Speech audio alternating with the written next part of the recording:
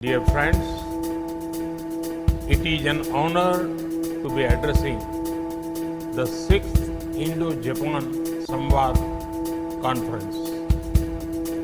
5 years ago, we began this series of conferences with former Prime Minister Shinzo Abe. Since then, Samvad has traveled from New Delhi Tokyo, from Yangon to Ulaanbaatar. In this journey, it has remained true to its fundamental objectives: to encourage dialogue and debate, to highlight our shared values of democracy, humanism, ahimsa, freedom and tolerance, and to carry forward our ancient tradition of spiritual and scholarly exchanges. I would like to thank the government of Japan for their constant support to Samvad. Friends, this forum has done great work to ensure, promote the ideas and ideals of Lord Buddha, especially among the youth. Historically, the light of Buddha's message spread out from India to many parts of the world. However, this light did not remain static. In each new place it reached, Buddhist thought continued to evolve further over the centuries. Because of the great treasures of Buddhist literature and philosophy can be found in many different monasteries across many different countries and languages. This body of writing is a treasure of humankind as a whole. Today, I would like to propose the creation of a library of all such traditional Buddhist literature and scriptures. We will be happy to create such a facility in India and will provide appropriate resources for it. The library will collect digital copies of all such Buddhist literature from different countries. It will aim to translate them and make them freely available to all monks and scholars of Buddhism. The library will not only be a depository of literature, it will also be a platform for research and dialogue, a true samvad between human beings, between societies, and between man and nature. Its research mandate will also include examining how Buddhist message can guide our modern world against contemporary challenges. Challenges like poverty, racism, extremism, gender discrimination, climate change, and many others. Friends, about 3 weeks ago, I was at Sarnath. Sarnath is where Lord Buddha gave his first sermon after attaining enlightenment. This Jyoti Punj emerged from Sarnath, spread across the world, embracing the value of compassion, nobility, and above all, Manav Kalyan, the good of entire humanity. And gently, peacefully, it changed the course of world history. was in Sarnath that Lord Buddha spoke in detail about this ideal of Dhamma. Dhamma for him was more than a prayer and rituals.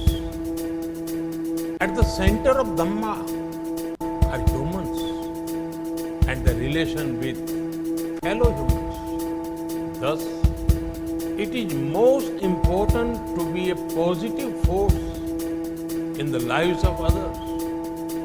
Samvad should be one that will spread the spirit of positivity, unity, and compassion across our planet. That too at a time when we need it the most. Right? This is the first Samvad of a new decade.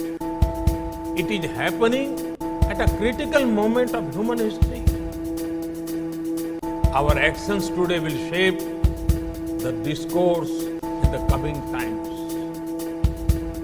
This decade and beyond will belong to these societies that place a premium on learning and innovating together.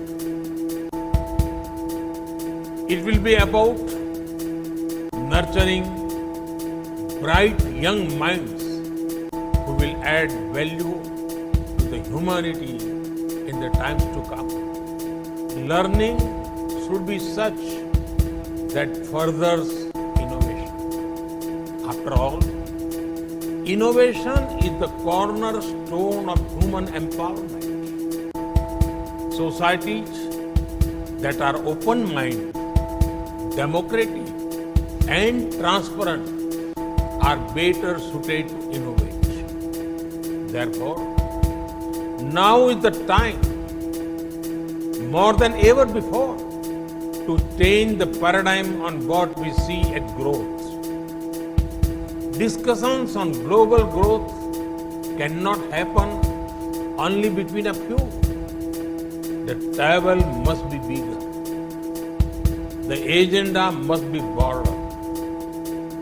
Growth patterns must follow a human-centric approach and be in harmony with our surroundings. Friends, it is rightly mentioned in the Yamak Bhaggo Dhammapada. Nahi berein berani sammantit kudacan averena cha sammanti esh dhammo sannantanu. Hostility will never achieve peace. In the past, humanity took the path of confrontation instead of collaboration.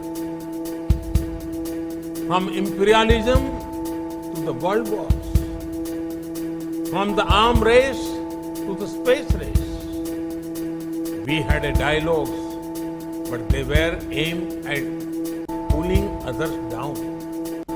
Now, let us rise together.